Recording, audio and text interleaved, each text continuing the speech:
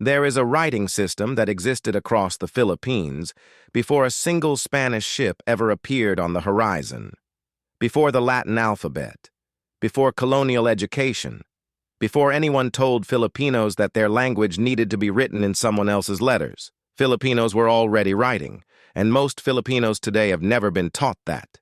Let's go back to before 1565, before Spain, before the colonial period, before the Philippines was even called the Philippines, across the islands in Luzon, in the Visayas, across coastal communities that were already connected by trade to China, to Borneo, to the Malay world, people were writing on perishable materials, leaves, bamboo, bark, a script that moved from character to character in a flowing system that linguists today classify as an abugida, a writing system where each character represents a consonant paired with a vowel sound. It was called Baybayin, and it was everywhere. When the Spanish arrived, they didn't find an illiterate population waiting to be educated. They found a population that already had a writing system, already had literature, already had a way of recording and transmitting knowledge that had been functioning for generations. The first Spanish missionaries noted this immediately. They described Filipinos writing with ease, using pointed instruments on bamboo, producing letters and documents without any European instruction. This was not a primitive system. This was not cave drawings. This was a functioning script used across an entire archipelago by ordinary people in their daily lives. Here's what happened next, and this is the part that should make you angry. The Spanish missionaries were smart, strategically smart. When they arrived and saw that Filipinos had their own writing system, they didn't immediately destroy it. They did something more effective than destruction. They used it. Early missionaries learned Baybayin. They printed religious texts in Baybayin. They used the existing script to spread Catholic doctrine because meeting people in their own written language was more effective than forcing a foreign one immediately. And then gradually, systematically, over the course of the colonial period, they replaced it. Spanish became the language of power. The Latin alphabet became the script of education, of legal documents, of official records, of everything that mattered for survival in the colonial system. Baybayin wasn't banned in a single dramatic decree. It was made irrelevant, generation by generation. The script that ordinary Filipinos had used for centuries became the script that nobody needed anymore. By the 1700s, it had largely disappeared from everyday use. 300 years of colonial education later, most Filipinos didn't even know it had existed.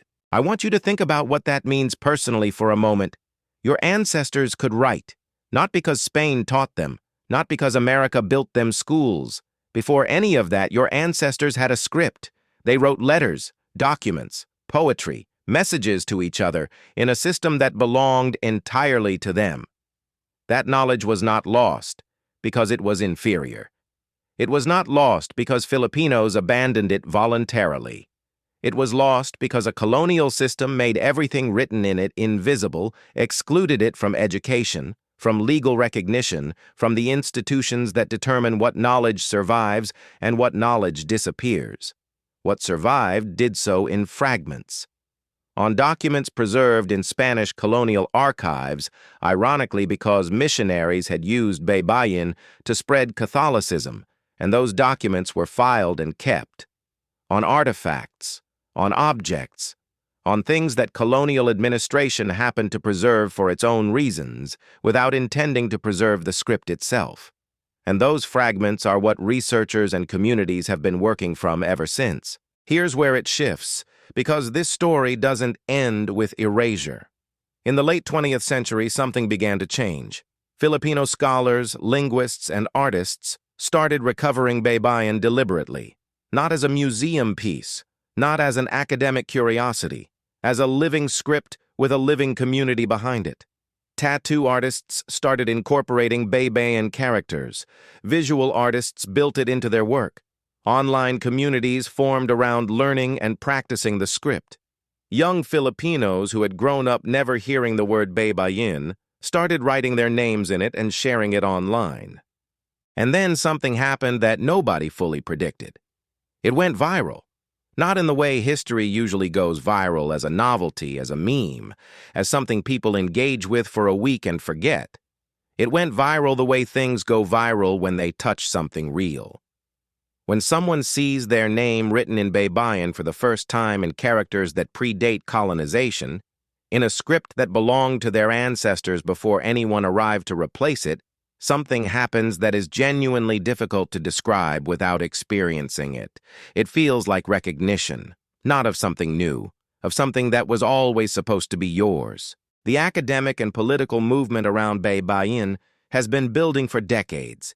There has been a bill in the Philippine Congress to recognize Baybayin as an official script of the Philippines, not to replace the Latin alphabet, not to mandate its use in schools immediately, but to formally acknowledge that this script exists, that it belongs to the Filipino people, and that the state recognizes its place in Filipino identity and heritage. That bill has been introduced multiple times. It has passed in some form in some legislative bodies. It has stalled in others. The debate around it is interesting because it surfaces a real tension. On one side, recognition, cultural pride, the formal acknowledgement of a pre-colonial identity that was systematically suppressed. On the other side, practical questions about implementation, about resources, about what recognition actually means in a country where 180 languages are spoken and the education system is already navigating enormous complexity. Both sides of that debate are having it in the Latin alphabet, in a country where almost nobody was taught that another option existed. Here is what I want you to take from this. Baybayin was not a minor historical footnote. It was not the writing system of a small group in a remote part of the archipelago. It was documented across the Philippines in Luzon, in the Visayas, in communities spread across the island chain by Spanish observers who arrived specifically to document what they found. It was functional. It was widespread. It was ordinary, meaning it wasn't a ceremonial or elite script used only by priests or rulers. Ordinary people used it for ordinary communication. And it was replaced not because it failed, but because the colonial system needed it to disappear. The fact that it survived at all in fragments, in archives, in the work of scholars who refused to let it go completely is its own form of resistance.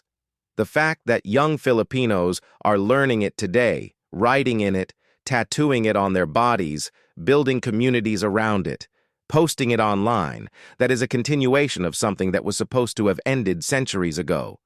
Your ancestors wrote in this script, and it is still here. If you are Filipino and you have never seen Baybayin before today, go look it up after this video. Find your name in it. Write it down. Show it to someone. Because that act of recognition, that moment of seeing something that was always supposed to be yours, is exactly what they were trying to prevent when they replaced it. They almost succeeded. Almost.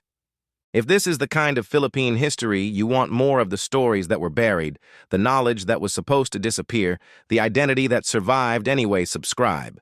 New video every week, and drop a comment below.